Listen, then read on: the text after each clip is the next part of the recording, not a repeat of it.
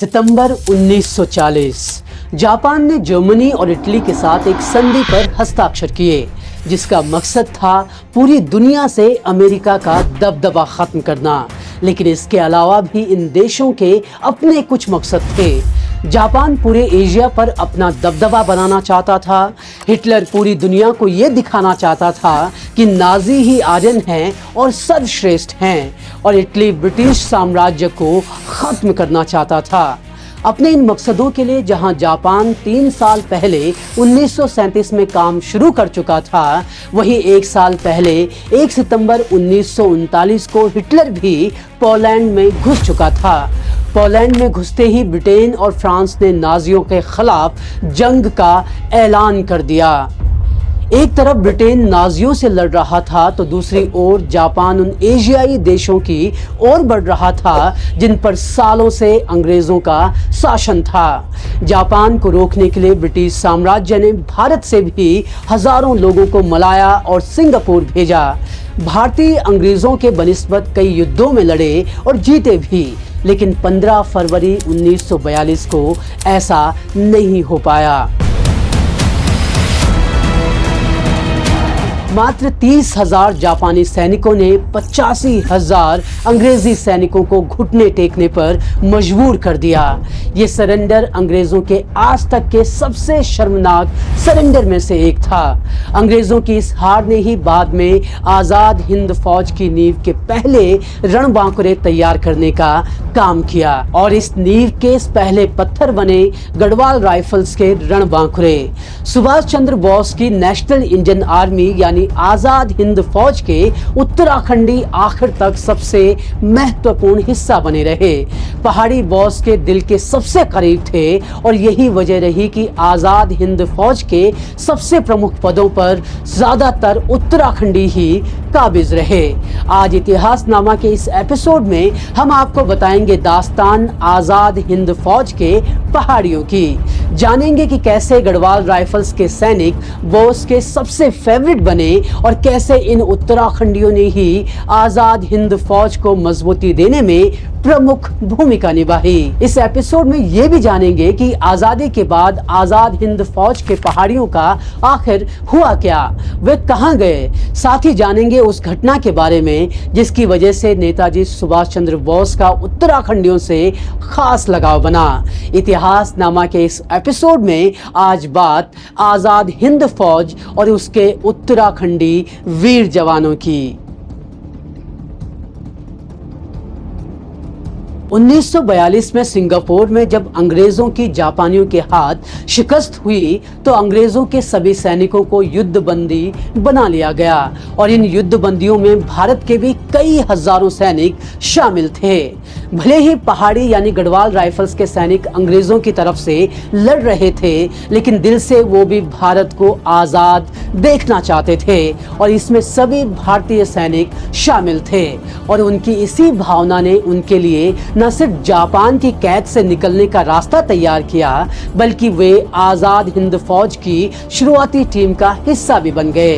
अब ये पूरा घटनाक्रम कैसे हुआ, उस पर बात करने से पहले जान लेते हैं उस एक घटना के बारे में जिसने बॉस के दिल में गढ़वालियों के लिए एक खास जगह बना दी, और ये जगह उनके आखिरी वक्त तक बनी रही।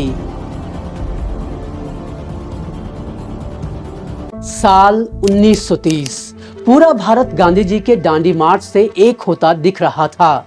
इस मूवमेंट को सपोर्ट करने के लिए गफ्फार खान की लीडरशिप में पठानों ने पेशावर में शांतिपूर्ण प्रदर्शन करने की योजना बनाई थी, लेकिन इसकी खबर अंग्रेजों को लग गई।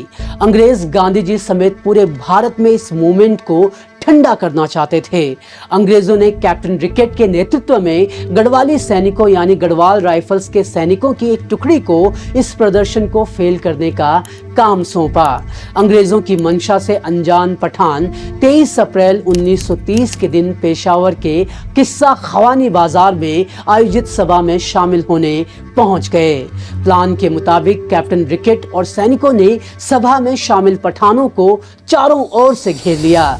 तब कैप्टन रिकेट ने कहा, तुम लोगों को ये आखिरी चेतावनी दी जा रही है, अगर इसके बाद भी तुमने ये सभा खत्म नहीं की तो गोलियों से भून दिए जाओगे। लेकिन इस चेतावनी का पठानों पर कोई असर नहीं हुआ। गुस्से से तिलमिलाए रिकेट ने फिर सैनिकों को ऑर्डर दिया, 3 राउंड फायर। ऑर्डर सुनते ही बाईं तरफ से एक और आवाज आई, गढ़वाली सीज फायर, यानी कि गढ़वाली गोली मत चलाना। और ये आवाज थी चंद्र सिंह भंडारी उर्फ चंद्र सिंह गढ़वाली की। गढ़वाली की आवाज सुनते ही सभी सैनिकों ने अपनी बंदूकें नीचे कर दी और गोली चलाने से इनकार कर दिया। राहुल सांकृत्यायन अपनी किताब वीर चंद्र सिंह गढ़वाली में इस पूरे वाकये का जिक्र करते हैं। किताब के मुताबिक अंग्रेजों के पेशावर में पठानों पर गोली चलाने के प्लान के बारे में गढ़वाली को पहले ही पता चल गया था। गढ़वाली ने उसी समय तय कर दिया था कि चाहे जो भी हो वह अपने भाई बंधुओं पर गोली नहीं चलाएंगे। उन्होंने अपने पलटन के सैनिकों को पेशावर में पठानों पर गोली न चलाने के लिए मना लिया था। इस विद्रोह के बाद चंद्र सिंह और सारे गढ़वाली सैनिकों का कोर्ट मार्शल कर दिया गया। लेकिन इस घटना ने चंद्र सिंह गढ़वाली और उनके सैनिकों को अमर कर दिया। जब सुभाष चंद्र बोस को इस घटना की खबर लगी तो वो गढ़वाली सैनिकों की बहादुरी से काफी ज्यादा प्रभावित हुए। गढ़वालियों से बॉस किस कदर प्रभावित थे इसका अंदाजा इसी से लगाया जा सकता है कि आगे जाकर उनकी सुरक्षा में तैनात गार्ड से लेकर उनके ड्राइवर तक सभी उत्तराखंडी सैनिक थे। यही वो भरोसा था जिसने आजाद हिंद फौज के लिए गढ़वाल राइफल्स के जवानों को बॉस की पहली पसंद बना दिया और वो ज्यादा से ज्यादा लोगों को अपनी सेना में शामिल करना चाहते थे। बॉस के इसी लगाव से वो सिरा जुड़ता है जो जापान में कैद सैनिकों तक हमको लेकर जाता है।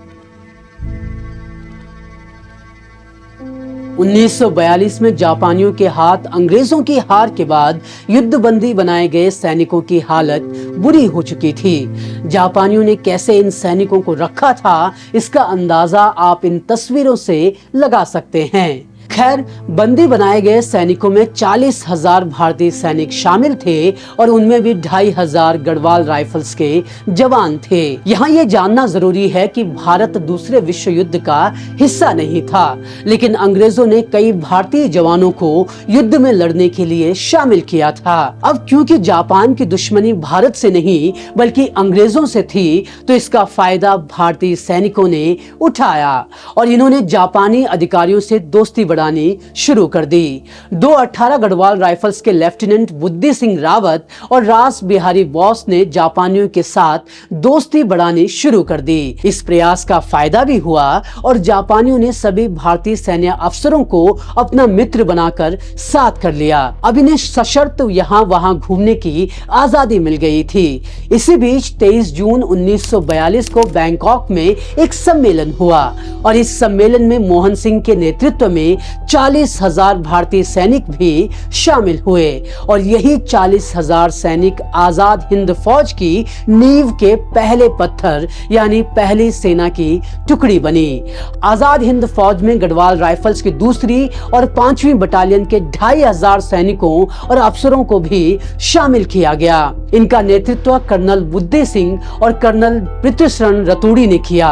नेताजी सुभाष चंद्र बोस को गढ़वाली सैनिकों की गुरिल्ला युद्ध शैली का आभास पहले से ही था। उन्होंने सिंगापुर में कर्नल बुद्धि सिंह को गढ़वाल राइफल्स की दूसरी और 5वीं बटालियन का सैन्य सचिव नियुक्त किया। बोस ने मेजर देव सिंह दानू, कप्तान गजेंद्र पुंडीर को गुप्तचर दस्ते का प्रमुख, मेजर मान सिंह भंडारी और कप्तान गुमान सिंह को कार चालक बनाया। बोस ने कर्नल बुद्धि सिंह रावत को युद्ध नीतियों का प्रमुख सलाहकार भी बनाया। कर्नल बुद्धि सिंह रावत ही वो शख्स थे जिन्होंने आजाद हिंद फौज के सैनिकों को ट्रेनिंग दी। जनवरी 1944 में नेताजी जब अपना मुख्यालय सिंगापुर से रंगून ले गए तब कर्नल बुद्धि सिंह भी उनके साथ साये की तरह उनकी नीतियों को अंजाम देने लगे। इस तरह भारत बर्मा सीमा पर प्रमुख भारतीय सैन्य अधिकारियों की नियुक्ति से ब्रिटिश सेना की स्थिति कमजोर होने लगी थी। कर्नल पृथ्वीशरण रतूड़ी और बुद्धि सिंह के साजे प्रयास और रणनीतियों ने अंग्रेज और अंग्रेजी अलायंस की सेनाओं को खदेड़कर आजाद हिंद फौज का परचम लहरा दिया था और इस तरह 21 अक्टूबर 1943 को सिंगापुर के कैंथल हॉल में आजाद हिंदुस्तान की अस्थायी सरकार की घोषणा की गई। साथ ही 23 अक्टूबर 1943 को आजाद हिंद ने ब्रिटेन और यूनाइटेड स्टेट्स ऑफ अमेरिका के खिलाफ युद्ध की घोषणा कर दी। युद्ध की घोषणा करने के महज एक साल बाद यानी 1944 में आजाद हिंद फौज ने बर्मा के रास्ते भारत की ओर कूच करने की योजना बनाई। आजाद हिंद फौज के पास कम सैनिक भले ही थे, लेकिन बॉस को अपनी सेना पर पूरा भरोसा था कि वो अपने मिशन में सफल हो जाएंगे। अपने पहले ही मिशन में आजाद हिंद फौज विजयी साबित भी हुई। इसके बाद फौज ने 18 मार्च 1944 को जापानी सैनिकों के साथ भारत में प्रवेश किया और इम्फाल के साथ ही कोहिमा से अंग्रेजों को खदेड़ दिया। 14 मार्च 1945 को सेकंड लेफ्टिनेंट ज्ञान सिंह बिष्ट, जो नेहरू ब्रिगेड की बी कंपनी को लीड कर रहे थे, उन्हें मलाया में ब्रिटिश सैनिकों से भिड़ने की जिम्मेदारी सौंपी गई। ज्ञान सिंह बिष्ट अपने मात्र 98 सैनिकों के साथ टोंगजिन इलाके में पहुंचे ही थे कि वहां 17 मार्च 1945 को उनका मुकाबला ब्रिटिश सेना से हो गया। टैंकों और सैकड़ों सैनिकों के साथ खड़ी ब्रिटिश सेना को हथियारों के बल पछाड़ना नामुमकिन था। ऐसे में ज्ञान सिंह बिष्ट ने तय किया कि ब्रिटिश सेना को ज्यादा से ज्यादा नुकसान पहुंचाया जाए। बताया जाता है कि उन्होंने अपने और अपने कुछ साथियों के शरीर पर एंटी टैंक माइन बांधी और दुश्मनों पर जबरदस्त हमला कर दिया। यह हमला इतना भीषण था कि ब्रिटिश सेना मोर्चा छोड़कर भागने पर मजबूर हो गई, लेकिन ज्ञान सिंह बिष्ट के साथ ही 40 अन्य सिपाही शहीद हो गए। ऐसा ही किस्सा एक और वीर का आता है, कैप्टन महेंद्र सिंह बागड़ी का, जिनका सामना 22 अप्रैल 1945 को अंग्रेजों से बर्मा में हुआ। बताया जाता है कि यहाँ हालत इस कदर थे कि कैप्टन महेंद्र सिंह और उनके सैनिकों के पैर बारिश के चलते कीचड़ में फंस चुके थे। उनके पास बिल्कुल भी गोला बारूद नहीं बचा था। ऐसे में उन्होंने और उनके साथियों ने पेट्रोल से भरी बोतलों को अपने शरीर पर बांधकर दुश्मन के टैंकों पर हमला बोल दिया और उनके 15 से ज्यादा टैंक और तोपों को बर्बाद कर दिया। आजाद हिंद फौज ने इस धाकड़ एंट्री से अंग्रेजों को भारत के अंदर बैकफुट में लाने पर मजबूर कर दिया। फौज ने अंडमान को पूरी तरह से आजाद कर वहां भारत का झंडा तक गाड़ दिया था, लेकिन ये सब कुछ बदलने वाला था। जापान जिस तरह से अमेरिका के ऊपर टूट रहा था, उसका जवाब अमेरिका ने 6 और 9 अगस्त 1945 को हिरोशिमा और नागासाकी पर परमाणु बम बरसाकर दिया और इस हमले ने जापान को अंदर तक तोड़ दिया था और नतीजा 15 अगस्त 1945 को जापान ने सरेंडर कर दिया। जापान आजाद हिंद फौज का मजबूत भागीदार था। जापान के सरेंडर करने की वजह से फौज को भी बहुत बड़ा झटका लगा। जो जरूरी चीजें जापान आजाद हिंद फौज को दे रहा था वो एकदम से बंद हो चुका था। अब लंबे समय तक बिना संसाधनों के लड़ना आजाद हिंद फौज के लिए मुमकिन नहीं था। जापान के सरेंडर की खबर के बाद फौज को एक और तगड़ा झटका लगने वाला था। 23 अगस्त को फौज को खबर मिलती है कि 18 अगस्त 1945 को विमान क्रैश में नेताजी सुभाष चंद्र बोस का निधन हो गया है। अपने लीडर की मौत की खबर सुनकर फौज टूट चुकी थी। फौज ने वापस रंगून लौटने का फैसला किया और नई रणनीति तैयार करने की योजना बनाई, लेकिन रंगून लौटने पर ब्रिटिश सेना ने उनका रास्ता रोक लिया और उन्हें आत्मसमर्पण करने पर मजबूर कर दिया। ब्रिटेन ने आजाद हिंद फौज के सैनिकों को बंदी बना लिया। बताया जाता है कि इस युद्ध में 800 उत्तराखंडी जवान शहीद हुए थे। भले ही अंग्रेजों ने गढ़वाल राइफल्स के सैनिकों को बंदी बना लिया था, लेकिन उसके हाथ बंधे हुए थे और वजह था भारत में आजाद हिंद फौज की मजबूती। अंग्रेजी हुकूमत बंदी सैनिकों को सबक सिखाना चाहती थी, लेकिन वो ऐसा नहीं कर पाई। दरअसल आजाद हिंद फौज आम भारतीयों के बीच अलग पहचान बना चुकी थी। लोगों के दिलों में उनके लिए प्यार और इज्जत उमड़ चुकी थी। दूसरी तरफ भारत छोड़ो आंदोलन से भी अंग्रेजों पर दबाव बढ़ रहा था। अंग्रेज अफसरों ने आजाद हिंद फौज से समझौता करना चाहा, लेकिन गढ़वाली अफसरों ने इस प्रस्ताव को ठुकरा दिया। इससे तिलमिलाए ब्रिटेन ने 15 नवंबर 1945 को लाल किले में सभी आजाद हिंद फौज के सैनिकों पर देशद्रोह का मुकदमा चला दिया। वाइसरॉय लॉर्ड माउंटबेटन ने 15,000 अफसरों और जवानों की रिहाई, बर्खास्तगी, वेतन भत्तों की जब्ती और फिर सेना में भर्ती नहीं किए जाने की शर्त इन पर थोप दी। अंग्रेजों का यह फैसला उनके हक में नहीं गया। महज एक महीने बाद बॉम्बे और कराची में रॉयल इंडियन नेवी और एयरफोर्स के सैनिकों ने विद्रोह शुरू कर दिया। अंग्रेजों पर हर तरफ से दबाव बन रहा था, जिसके चलते कर्नल बुद्धि सिंह रावत समेत कई गढ़वाली सैन्य अफसरों को जेल से रिहा कर दिया गया। कर्नल पितृशरण रतूड़ी और कर्नल चांद सिंह नेगी के साथ कर्नल बुद्धि सिंह का लैंसडाउन छावनी में भव्य स्वागत किया गया और 15 अगस्त 1947 को आजाद हिंद फौज के सैनिकों और अफसरों को उचित सम्मान देते हुए भारतीय अर्धसैनिक बलों में नियुक्ति भी दी गई। हालांकि कई जगहों पर यह भी मिलता है कि 1949 तक इन पर सरकार ने कोई ध्यान ही नहीं दिया और इसीलिए आजाद हिंद फौज के जवानों ने एक रैली करके अपनी मांगें सरकार के सामने रखी। इन्होंने सरकार को याद दिलाया कि भारत को आजाद करने में उनका भी अहम योगदान था और अब आजादी के बाद उन्हें सेना में वापसी का अधिकार मिलना चाहिए। इसके बाद अप्रैल 1951 में पंडित नेहरू को एक ज्ञापन भी सौंपा गया।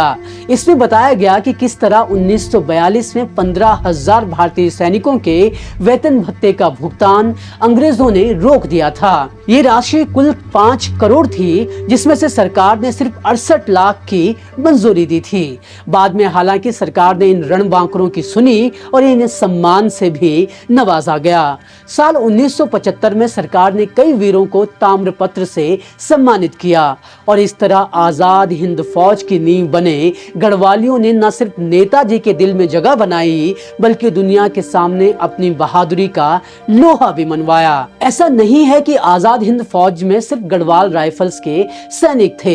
इसमें देश भर के कई जवानों ने अपना योगदान दिया, अपने प्राण दिए। हालांकि गढ़वाली सैनिक नेताजी सुभाष चंद्र बोस के हमेशा दिल के करीब रहे।